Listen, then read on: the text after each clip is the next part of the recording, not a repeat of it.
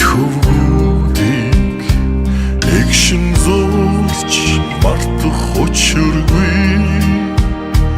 амиараа хамгаалсан эрхэм бүхнийг хайрлаж яваарай үеийн үз ямархан хэцүү заяаг тулсаар Монгол минь бүтэн үлдээ бол яруу алдраа сонсож амжаагүй хичнээн баатар үрэгтэй бол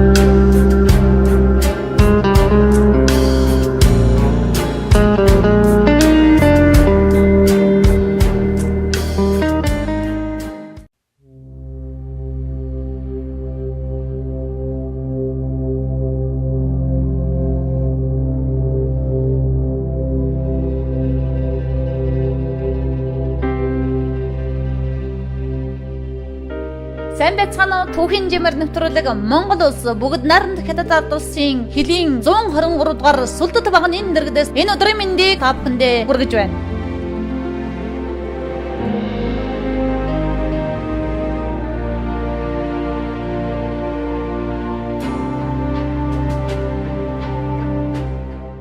Сайн байцгаана уу түүхийн жимэр нэвтрүүлэг Ховд аймгийн Булган бомтоос та бүхэндээ хүрч байна. Яг одоо Цочоо амирт Булган шалган нэвтрүүлэг заставын дарга хошууж амар жаргалыг өрн оролцуулсан байна. Сайн байна уу та? Сайн байна уу? Сайхан амарч гин үү? Сайхан амарч байна. Сайн явцгааж руу. Сайн л явж байна. Бид түүхэн жимэр нэвтрүүлгийн хүрээнд 8000 км яваад Булган бомт дээр ирээд байна. Танаа бомтын анх байгуулагдсан түүхээс эхлээд үзэгч олондоо ярьж өгөө. За тийм. За Булган шалган нэвтрүүлэх бомт нь 1989 онд анх удаа байгуулагдсан. Байгууллагатай бол бүгд найрамд хятад улсын засгийн газар, Монгол улсын засгийн газар хоорондын хэлэлцээрийн дагуу төр нээ ажилласан. Улмаар 1991 онд хоёр улсын засгийн газрын хоорондын хэлэлцээрээр бомт маань Булган шалган нэвтрүүлэх бомттой бомт нэртэйгээр үйл ажиллагаа явуулаад улирлын чанартай үйл ажиллагаа явуулж исэн. Тус хэлэлцээрт маань мөн 2004 онд нэмэлт өөрчлөлт ороод Булган бомтыг бол олон улсын шинжтэй байнгын ажиллагаатай болгон одоо байнгын үйл ажиллагаанд шилжихтэй бол 2011 оны 1 сарын 13-наас эхлэж одоо шилжсэн. За манай бомтор бол өдөрт дунджаар 200-аас 250 тээврийн хэрэгсэл 400-аас 450 зорчигчийг үл шалган нэвтрүүлдэг. За ер нь бомтын зорчигчдын дийлэнх нь бол Баян Үлгийн Уус, Ховд, Говьолтой аймгийн иргэдүүл худалдаа наамаа эрхлэх зорилгоор зорчдог. Мөн одоогоор бол Уус аймгийн Наранбулаг сумаас төмрийн өдөр тээвэрлэлт мөн Ховд аймгийн Хөшөөтэй урхаагаас нүүрс тээвэрлэлт одоо экспортлох бүгд найрамд хятад улс руу экспортлох үйл ажиллагаа явагдаж байгаа. Нэг одоо 2018 оны 9 сарын 5-нд баруун хөлийн тулгуурлалт байдаг богдын 70 жилийн болох гэж байна. Тэгээд энэ 70 жилийн зориулсан нэвтрүүлэг бид бэлтгэж явъя. Тэгээд хэлчтдээ, дайчтдаа ховдынхандаа сайхан мэдлэгээ төвшүүлэх үү. За баярлалаа. Тэгээ баруун хөлийн тулгуурлалт дуусны түүхт 70 жилийн ойн үйл ажиллагаа нь одоо удахгүй болох гэж байна. Үүнтэй холбогдуулан бидний зүгээс бол ойдоо бэлэг барьсан томоохон ажлуудыг хийж бүтээсэн байгаа.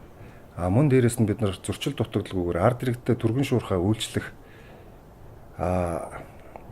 ийм байдлаар бэлэг барих зорилгоор бид ямар нэгэн алдаа дутагдал гаргалгүйгээр ажиллаа сайн хийж явж байгаа бидний хамгийн том бэлэг гэж бодож байгаа. Тий. Дээрээс нь энэхүү тулгаралт баруун хөлийн тулгаралт дуусны 70 жилийн ой маань яг энэ онцлогоор болохоор манай энэ Ховд аймгаас манай энэ отродын түүхэд уламжлалт отродын маань нутаг дэвсгэр хариуцсан хамгаалж байгаа байдал хэсгийн маань бүрэн бүтэн байдлыг хамгаалахын төлөө олон аавын эрчүүд баатарлаг эр гавьяа зүтгэл гаргаж одоо түүхэн бичигдсэн юм баатар төрсөн юм үлгийн нутагт бас ажил үйлчлэгээ явуулж байгаа да. Миний хувьд болон хамт олонныхоо хувьд манай хамт олон бас баяртай байдаг. Найны цагт хөрмөө өнгөд мөссөн энэ ахмад ажилчиг энэ амар тайван цагч гэсэн орныхоо төлөө хүн болгон хичээл зүтгээсэй гэсэн хавхнасаа хүсэж байна. 1998 оны засгийн газрын тогтоолоор тэгшээг нэрмжид болсон. Монгол улсын баатар Баянмаалын тэгэхээр Монгол улсын баатаргийн хаяг хэрвээ өдөр тутмын одоо 10 жилийн тулгуурт байлдаанд өөрөгийг гүйцэтгээд за энэ стат одоо мөнгөчүүлэн Монгол улсын баатар Баянмаалын тэгшээг нэрмжид болж байна. Гурван хүүхдийн став 1978 оны 10 сарын 14-ний өдөр Ховд аймгийн Булган сумын алыг толгойг нутаг дэвсэг гурван хүүхэд нэртэй газар анх байгуулагдсан. Став нь хилийн 134-р тэмдгээс 1.5 км хариуцсан хэсгийн хилийн став хариуцсан хэсгийн газар орны нэршлэр нь нэрлэдэг гурван хүүхэд гэж нэрлэсэн став нь. За эртээр үед Булган бол маш өргөн гол байсан. Бангийн ноёны 3 охин усанд орж байх нь адуучин залуу ихтэй 3 гүнжид харан дурлаж ихтэй 3 гүнжийг нүцгэн биеийн артн учраа хувцсыг нь авч нууж адуучин залуу ихтэй 3 гүнж адуучин залуу хувцсыг авч нуусан мэдэн гутаа нүцгэн 3 нь бол болсон төвтэй адуучин залуу ихтэй 3 гүнжийг нүцгэн уул болсон харуулсаж баруун урт талд нь өнчин улааны уул болно уурсан. Өнчин улаан уул нь дотор адуучин залуу зүрхээ авч ицсэн газар нь зүрх улаан эндээс 80 км, уушгаа авч ицсэн газар нь уушгаа улаан гэдэг эндээс 40 км-т тус байдаг. Баруун хилийн тулгуурлалтын 70 жилийн хувьд тохиолдуулна. Нийт баруун хилээ хамгаалж байгаа нийт хилчдтэй илгээрээ инкам болон төрлөөрөө төвшин болон хилэн амгалан 50 байхын хэлжээтэй хэрэглийг өргөн дэвшүүлье.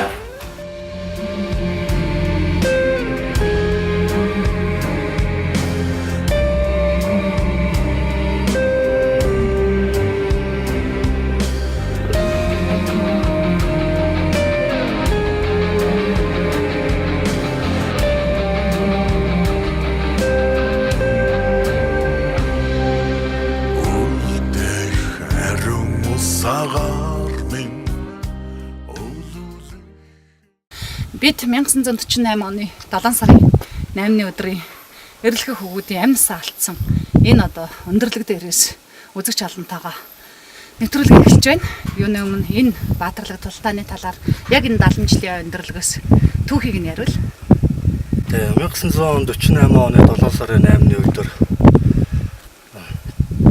Бүдүүаргат дамжин Бүдүүаргатын амнаас байрлах дамжин сумангаас стан дарга матрик гэж хүнээс өрх авчирсан стан улс төрийн орлогч ахлагдсан хаян харва геван тэгшээ даваад орж баян архаж чойжин пилжээ гончиг зөөг дандаа хайдаг гэсэн нарыг хүний 10 хүний бүрэлдэхүүнтэй бүлгийг Бүдүүаргатын аманд байрлах постууд одоо хүч нэмэгдүүлэн үүрэг гүйцэтгүүлэхээр явуулсан байдаг. За ингээд 1948 оны 7 сарын 8-ны өглөө 8 цагт хилчид маань Бүдүүаргатын голоос одоо цайгаа чанах нүүр гараа угаах зорилгоор одоо Бүдүүаргатын голд байж байхад голын урс тагаж одоо морины хомоол орж ирсэн байдаг. Морины хомоол тухайн үед одоо цагийн байдал хөндөвдөр байсан учраас хилчид маань сонор саргаг байсан. Морины хомоолыг одоо урсж ирсэн морины хомоолыг аваад ингээд байраад бацаад үцгээд тэжээсэн морины хомоол байсан. Ингээд анх дайснууд орж иж байгаа цагийн байдлын мэдээг аваад энэ өндөрлөг дээр гарч ирээд харахад Бүдүүаргатын тэр голыг уруудаад дайснууд хүчээ задлаад давшилтанд орсон байсан үл дээ. Ингээд стан улс төрийн орлогч хаян харва тушаал өгөөд тэгшээ геван даваад орж гурыг одоо энэ өндөрлөг дээр чойжинг одоо гончиг зүг пилжээ гончиг зүг дандар хайдуу гончиг зүг пилжээ чойжин гурыг одоо дунд хон дээр одоо байрлуулад өөрөө дандар хайдвартай хамт хаян харвагийн өндөрлөг дээр голын цаатах одоо ам дээр одоо байрлахаар үүрэг гүйцэтгсэн байдаг. Ингээд тушаал өгөөд 8 цагт 8 өнгөрөөгөө тушаал өгөөд одоо ингээд байлдаж эхэлсэн байт юм аа. Сайн байцгаана уу? Юуны өмнө энэ хүн нэвтрүүлгийг үзэн суугаа дэлхийн монголчуудтай болон Монголынхаа нийт ард түмэнд тэр дундаа хот нутгийнхандаа чин сэтгэлийн халуун мэдлэгээ төшөөлж байгаа юм аа. Яг гэвэл түүхийн жимээр гэсэн энэ нэвтрүүлгийг хийх завшаан тэр дундаа одоо өөрийнхөө төрсөн өссөн нутагтайгаа холбож нутгийнхаа түүхийг монголчуудад болон дэлхийн монголчуудад хүргэх ийм завшаан тохиолдсонд миний хувьд маш их талархалтай байгаа. Түүхээ мэддэггүй хүн од тойрсон сармагчтай адил гэдэг. Ялангуяа орчин үед өсөж төрнөж байгаа залуучуудаа хойч үеийнхэндээ өвгдээдс маань ямар түүхтэй амьдарч ирсэн, нутаг ус, уул усны маань учир холбогдол юу юм бэ гэдгийг тэр орчинд амьдрал суугаа ахмад буурлууд болон түүхээ мэддэг хүмүүсээс өөрсдөөс нь яг бодит иргэдээс нь сонсно гэдэг бол хамгийн том болон завшаан гэж миний хувьд ойлгож байгаа юм а. Тийм учраас түүхийн жимээр нэвтрүүлгийг сэтгэл гарган бэлтгэж ирсэн багийнханд болон энэхүү нэвтрүүлгийг үзэж суугаа үзэгчид түмэндээ чин сэтгэлийн талархлаа дэвшүүлж түүхээ мэддэг, түүхээр бахархдаг, түүхээ дээдэлдэг ард түмэн болохын үлзий төвөөрөлийг өргөн дэвшүүлье. Тэр өдөр яг 7 сарын 8-ны өдөр байсан. Тэгэхээр ардын өвсгөлийн айн баярын өдөр гэдэг тий. Энэ өдрийг бас сонгож авсан тохиолдол биш гэж боддог. Тийм. Дайснууд бол ер нь бол манай хэлийг нэвтэрч одоо хилчдээс амьд хэл олзлох зорилгоор одоо нутгийн гүнд байрлах ард иргэдэг одоо дээрэмдэх тийм манай Монгол ард иргэдэг мал ахуй одоо дээрэмдэх хилчдээс амьд хэл олзлох одоо Монгол орон нутгийн одоо газар онцлог байгаль цагаагаар одоо гэх мэтлэн одоо энэ зүйлүүдийг судлахаар орж ирсэн байдаг. Эцсийн хүчээс шавхсан эрэлхэх хөвгүүдийн тулдаж явсан газар амь насаа зориулсан, эх орныхон төлөө зориулсан эрэлх хөвгүүдийн дурсгал зориулсан 70 жил гэж ойлгож байна. Яг баруун хөлийн байлдааны энэ байлдаан дууссан нас хойших 70 жилийн ойч гэж хэлж болно. Эсвэл байтаг богдын 70 жилийн ойч гэж хэлж болно. Энэний эцсийн үр дүнд Монголын ард түмэнд ямар мэдээлэл өгч чадсан бэ?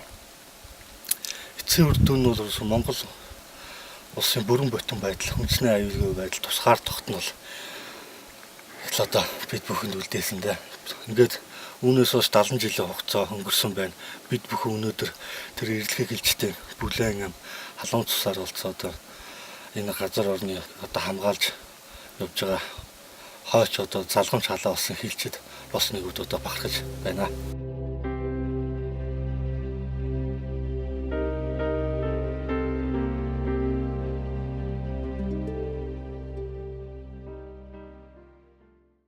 Сайн байцгаана уу түүхэн жимээр нэвтрүүлэг Байтгын ставаас та бүхэндээ хүрч байна. Яг одоо та бүхнийхээ зочин амарт Байтгын ставын зэргүүдийг өргөн оролцуулсан байна. Сайн байцгаана уу? Сайн. За бид баруун хэдийн тулгуурлалтын 70 жилийн зориулсан нэвтрүүлгээ Байтгын богдоос хүргэж байна. За тэгээд энэ түүхтэй став яг 70 жилийн ойд тахцуулаад аль пааж байгаа нь та бүхний хувьд нэр төрөө хэрэг байгаа хаа гэж бодож сэтгэл ямар байна? Цэргийн албан татагдчихээ тэр тусмаа түүхэн 70 жилийн тулгуурлалт болж байгаа Хилчин баатруудын маань аль пааж байсан ставда тэднийхээ аль хэргийг үүслүүлж Хилчин цэрэг болж байгаа юм шиг байна. Татагдсан ч орно. Цэрэг шинээр надад үгүйтэй юм маш яраар тоцсон. Яг зөвхөн Амин зарагт хөвгүүдийг эгшин зурч мартах учиргүй амиараа хамгаалсан эрхэм бүхнийг хайрлаж яваарай үеийн үз ямар хэцүү заяаг тулсаа Монгол минь бүтэн үлдээ бол яруу алдраа сонсож амжаагүй хичнээн баатар үрэгтэй бол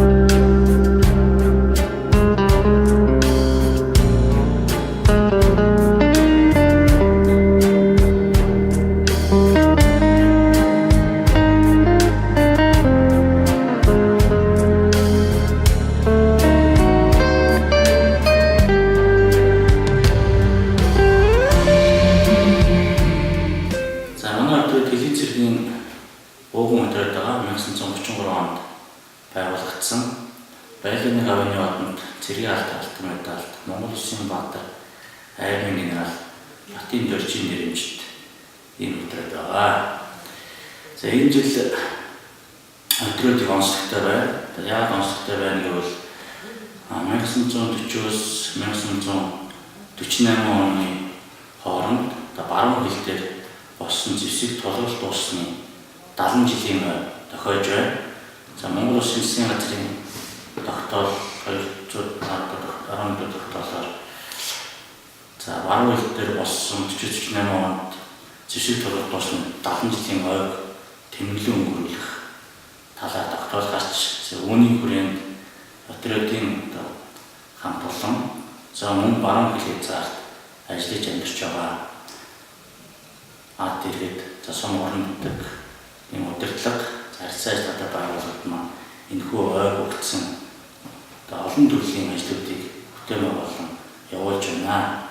За энэхүү маань 9 сарын 5-аас 9 сарын 8-ны хооронд Ховд аймгийн үеийн цөмийн төвдөр зохион байгуулагдана.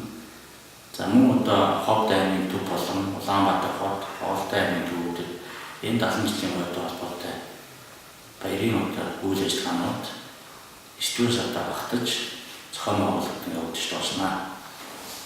За ингээд нийт одоо та бүхэнд Монгол Улсын баруун хил хязгаарт 40-48 онд болсон зэвсэг тулгуурт дуусны 70 жилийн ойн баярын мэндийг хүргье.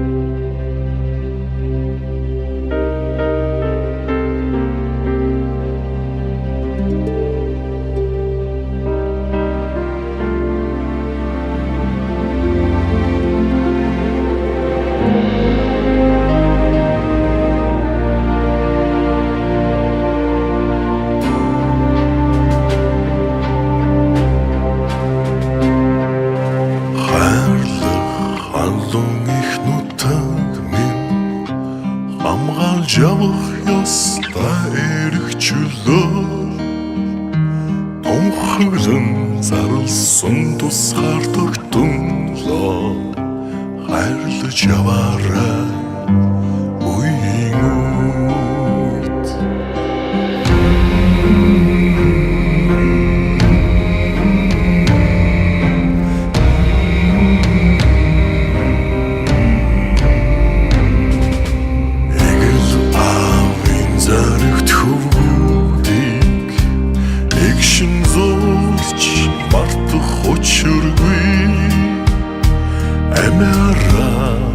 хамгаалсан эрхэм бүхнийг хайрлаж яваарай үеийн үед ямар хэцүү заяаг тулсаар Монгол минь бүтэн Эх оронч үзэл гэж юу хэлэх вэ гэхээр 50 цагийн хий манан зогсож байгаа хэлчихэд бүгдээ эх орончууд би ч гэсэн эх орончууд дүгэн жимээр гэж нэвтрүүлгийг бэлдэж 8500 км яваад би яг энэ бүдэ харгатай эх орны хотлол ам би үл хайрлан зүтгэсэн эх орончдынхаа урсгал дээр зогсож байна. Тэгэхээр өнөөдрийн байдлын ставын байдал яаж хэрхэн хилээ хамгаалж байгаа танахны сайн сайхныг сонсвол Тэгэлгүй ах уу. Хэлийн 0130 дугаар ангийн дугаар цэстаа буюу Байтгийн цэстаа 1933 оны 10 сарын 14-ний өдөр сайд нарын зөвлөлийн 3 дугаар уралдаанаар Ховд аймгийн Булган сумын нутаг дэвсгэрт Байтг хэмээх нэртэй газар анх байгуулагдсан. Цэстаа маань 1930-аас 1950 оны үедэд Монгол Улсын баруун хязгаарт гадаадаас олон удаагийн зэвсэг талдлага дээрэм тонуултаа тэмцэж ирсэн баатарлаг зөвхөн саналтай цэстаа юм а. Тус цэстаа бас бүгд найрамд Монгол Ард улсын баатар Бигзийн гаван Сүнрээ даваадаж Баянбаалын тэгшээнээр төрөн гарсан байдаг. Нийгмийг аюулаас хамгаалах яамны сайдын 1967 оны 8 сарын 24-ний өдрийн 446 тогтоолоор тусцааг бүгд найрамд Монгол Ард улсын баатар Бигзийн гаваны нэрэмжит цэстаа болгож Бигзийн гаваныг тусцааны хүнсд байлдагчаар бүртгэсэн байдаг.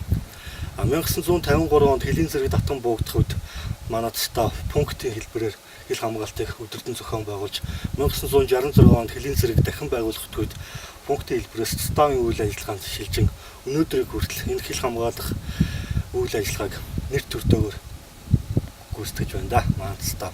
Яг одоо 9 сарын 5-нд энэ байтаг богдын баруун хилийн байлдаанд дуусны 70 жилийн хувьд тэмдэглэх гэж байна. Энэ дашрамд хэлчт дайчтай зориулан мэдлэг төвшүүлэх үү?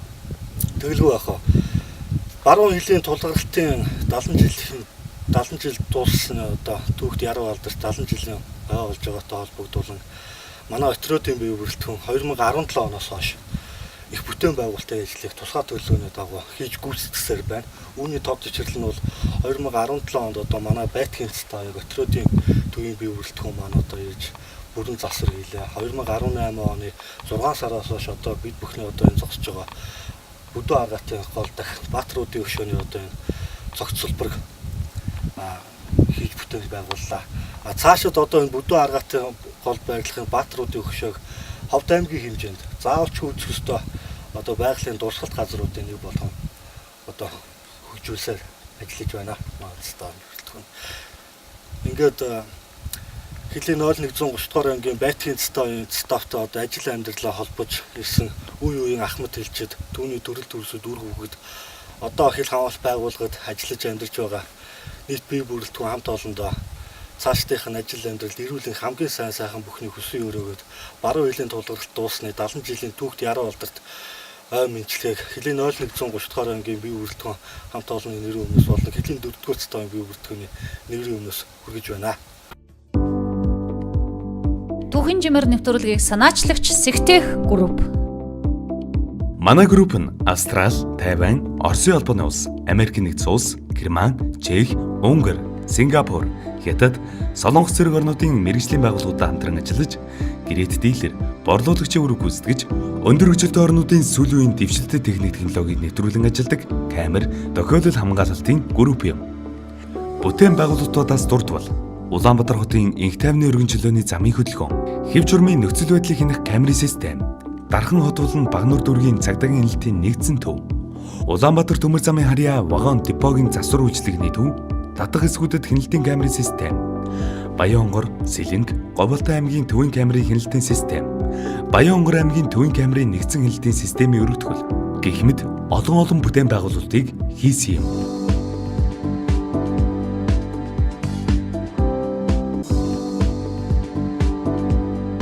Сайн байна та? Сайн. Сайхан амарчж гинөө. Сайхан амарчж байна. За бид түүхийн жимээр нэвтрүүлгээ 11 сумаар ороод Байтаг богд ороод нийт 12 нэвтрүүлэг Ховд аймаас бэлтжирлээ. Надад анх одоо Ховд аймаг руу явах энэ боломжийг тавьж өгсөн юуны нийт Ховдынхныхаа өмнөөс монголчуудынхаа өмнөөс дэлхийн монголчуудын өмнөөс халуун баяр хүргье. Баярлалаа. Тэгээд ер нь одоо үнэхээр энэ нэвтрүүлгийн ерөнхий одоо мэдээлэл бол надад байсан. Тэгээд үнэхээр нутгаараа явуулчих юмсан үнэхээр гайхамшигтай түүх бол одоо түүхээр баян одоо аймаг бол ялтж байхгүй. Монгол улсын хэмжээнд буюу одоо Монголын түүхэнд Монгол улсад амьдран суугаа 16 ястан тэр чигээрээ бүгдээрээ одоо нэг аймагт амьдардаг ийм онцлогтой ард түмэн бол Ховдын ард түмэн. Тэгээд үнэхээр одоо холын одоо цуутаа нутгийн сайхан гэдэг шиг үнэхээр олон үндэстэй ястан яаж одоо хамтдаа амьдарч чаддаг бас юу бүтээж чаддаг гэдгийг Ховдын ард түмэн маань яриад л байдаг болохоос яг одоо бодтоор сум болгоноор орж нэвтрүүлэг хийж түүхээ үлдээсэн бас ийм бодтой одоо түүх сүүлийн жилүүдэд бол байхгүйсэн гэж ойлгож байгаа. За тийм учраас өөрт чинь тавьсан саналыг хүлээж авч энэ олон мянган одоо километр энэ зүг тэгээд үер бороо ихтэй байлаа. Өөрөө машина бариад ингээд одоо үнэхээр олон иргэдтэй маань уулзаж амьд түүх яриулж чадсанд би юуны өмнө бас нутгийнхаа өмнөөс талархагдсан. Тэгээ яад гэвэл соёл, түүх, уламжлал гэдэг бол ам дамжиж мэддэг хүмүүсээр одоо дамжиж тэр түүхийн эздээр дамжиж өвлөгддөг юм уламжлалтай. Тийм учраас тэр түүхийг, соёлыг өвлөн тээж байгаа яг тэр одоо Ховд аймгийн одоо Эрдэнэ бүрэн сумын цам гарвын одоо бэлд байж байгаа тий. Ховд аймгийн Байтаг богдын застав дээр байж байгаа тэр түүхийг яг өвлөн тээж байгаа тэр хүмүүсийн үгээр одоо нийт Монголын ард түмэнд нийт одоо дэлхийн монголчууд хүрнэ гэдэг бол энэ бол би л хувьдаа ямар нэгэн одоо хөрөнгөөр хэмжих боломжгүй ийм сайхан бодит түүхийг бүтээлээ гэж би эргүүлээд одоо өөрт чинь маш их талархалтай байгаа. Нутгийнхныхаа өмнөөс за бас одоо ээж аваахаа өмнөөс эрхэн хүнийхээ өмнөөс тэр нутгийн охиныхоо өмнөөс бас талхлаа нэвшүүлээ. Бид нар сум болгоны ахмадуудыг цуглуулсан юм. Тэгээд сум болгоны ахмадуудыг 40-50 ахмад, зарим сум гэр дүүрэн 20-30 ахмад цуглуулсан. Тэгээд танд одоо ийм сайхан нэвтрүүлэг санаачлаад энэ хүнийг явуулсан их халуун баяр хүргээрэй гэж бас хэлснийг дамжуулаа. Тэгээд ахмад үеэ өмнөх үеэ тайлсан хүмүүс юм та хоцордог гэдэг ийм сайхан дүр төрхөө бидний нэвтрүүлэгт оруулна гэдэг чинь өөрөө аав. Дээрээс нь бас та минь байнга санаа зовж байсан их баярлалаа. Би бол хамтлагчтай байсан. Ингэж миний араа санаа зовж байгаагүй. Тэгээд эмэгтэй хүн хамтран ажиллах гэдэг бол арай өөр байсан. Хаа тань байсан. Их баярлсан шүү. За их баярлалаа. Тэгээ ерөн зүгээр би бас одоо аав ээжээс авсан мөжилч гэх юм уу. Ер нь одоо боловсрлоор магадгүй дамжуулж авсан одоо бас хуу хүний одоо барьж явдаг, дээдэлдэг, амьдралтай барьдаг зарчимч гэх юм уу. Жижиг ихгүй бүх зүйлд одоо өмнө сэтгэлээс хандах ийм хүмүүжлийг бас ер нь өөртөө би болгосон гэж ингэж үздэг. Тийм учраас ямар санд нөгөө банкны мэдээлэл өгдөг хүмүүс байхгүй болоод ингэч мөтнүүлээсээ манай нутагч нь бартаа зам ихтэй, уул толгод ихтэй. Тэг ямар санд одоо машин нэвтэрсэн болов яг сүлжээгүй газар, хөнгүү газар хэдэн 10 км үргэлжилдэг тийм эцгүй тэ сум хол. Манай сумдууд чинь бусад аймагуудын сумдуудыг бодоход дундаа 400 тэ 500 км хүртэл одоо холбоо барих боломжгүй байдаг. Ийм одоо онцлогтой учраас маш их санаа зовж исэн. Тэгээд сүлжээгүй газар байлаа гэдээ ороод ирэхдээ за ямар ч байсан ямар нэгэн одоо муу юм болоогүй байна гэдгээр тэр эмэгтэй хүний байр их хүний байр бас сэтгэл санаагаа нутагтайгаа яг тэр өдрүүдэд бас хамт байсан. Тэгээд өөр чинь бас талархаж хэлэхэд ер нь бас ажлыг ингээд хийвэл дуустал те давсвал дуустал гэдэг ер нь одоо бас тэр зүйлүүдээр нь бас эмэгтэй хүнд илүү одоо байдаг юм болов уу гэдгийг бол харсан. Шантрахгүй, огт танихгүй те ямар нэгэн зурчлагч шиг төрийн дунд байгаагүй. Тэгэл одоо асуудлаа өөрөө ойлгуулаад тэгээд одоо нэвтрүүлэх орчныг бүрдүүлж чадна гэдэг бол ганцхан хүнээс асар их одоо зохион байгуулалтын сэтгэлийн хүн яаж хүлээж авахыг мэдэхгүй тэр нутгийн одоо зан жаншил иргэдэн ямарыг мэдэхгүй энийг хийн гэдэг бол одоо үнэхээр өөрт чинь бас маш их тийм сонирхолтой ч гэсэн бас амьдралын олон сургамжуудыг өгсөн байх хөрөнгө оруулалт болсон байх гэж ингэж найдаж байгаа. Гэхдээ нэг зүйлийг тодруулаад хэлэхэд ховд нутгийнхан бол одоо үнэхээр үхрийн бүр шиг алах ихний ихэн сэтгэлтэй ард түмэн гэж одоо гичин зочин холын өмнөөс үг сонсох гэж аслагдсан болоод ч тэрүү холоос ирсэн зочинтой үнэхээр одоо ойр Улаанбаатартыг тойрсон аймагуудад одоо мэдлэх хүн олдохгүй тийм биш. Ер нь бол ингээд угтаад бүр зорж ирээд хідэн одоо анахаар бол одоо хідэн автобусны буудлал гэдэг шиг тэр бүр хідэн бээрийн цаанаас морин унаад хурч ирээд шинэ хүн хөдөө хотоос хуржсэн байна. Сони юу вэ гэж сонсдог. Тэр сэтгэл нь өнөөдөр хүртэл хэвээрээ байгаа ийм одоо хадгалагдаж үлдсэн тэр өндөр уулынхаа дунд ингээ хадгалагдаж үлдсэн бити бас алдагдаасаа гэж би боддог ийм байгаа. Ер нь телевизэд нэг зорин ирдэхгүй. Тэгээд энэ нэвтрүүлэг ирсэнд их баярлсан ч гэсэн. Үн цамд түүхэн багшиж ирсэн өвөө танд баярлалаа гэж дамжуулаарай гэсэн. Тэрийг бас дамжуулъя. Тэгээд 6 сум үлдсэн. Яваагүй сумууд нь болохоор араас их гомдлсон. Яагаад яваагүй? Манай хүмүүс төвхтэй штэ гэж. Үргэлжлүүлээд бидний дуусаад бол зөв зам байсан. Бас тэр юм монголчуудаа та бид хамтдаа энэ сайхан нэвтрүүлгийг хөтлөө. Баярлалаа тань цааш ажилтнууд өндөр амжилт хүсье. Монголчуудын агуу их түүхээр бүтэж байгаа нэвтрүүлэг амжилттай өргөснө гэдэгт огтхон зэрэгэлзэхгүй байна. Үлдсэн сумынхаа нутгуудаар явуулнаа. Баярлалаа. Баярлалаа. Түүхэн жимэр нэвтрүүлэг Завхан аймаг, Ховд аймаг, Архангай аймаг, Байтаг богд дээр 8500 км яваад нэвтрүүлгээ жаргаж байна. Хилжид дайчдаа Яруу алдарт 70 жилийн айн баярын мэнд хүргэе. Хилийн тэнгэр цэлмэг байгаа секси өрөөлөөр нэвтрүүлгээ жаргаж байна. Хичнээн батур үрэгтэй бол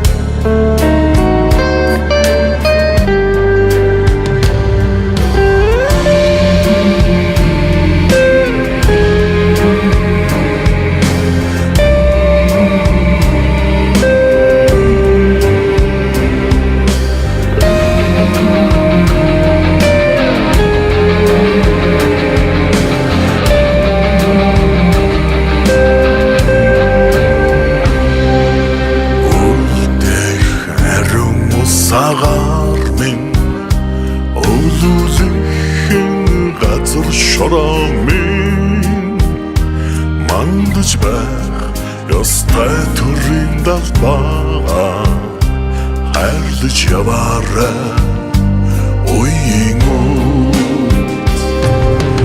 ямархан хэцүү заяаг тулсаа Монгол минь бүтэн үлдээбо яруу амтраа сонсож амж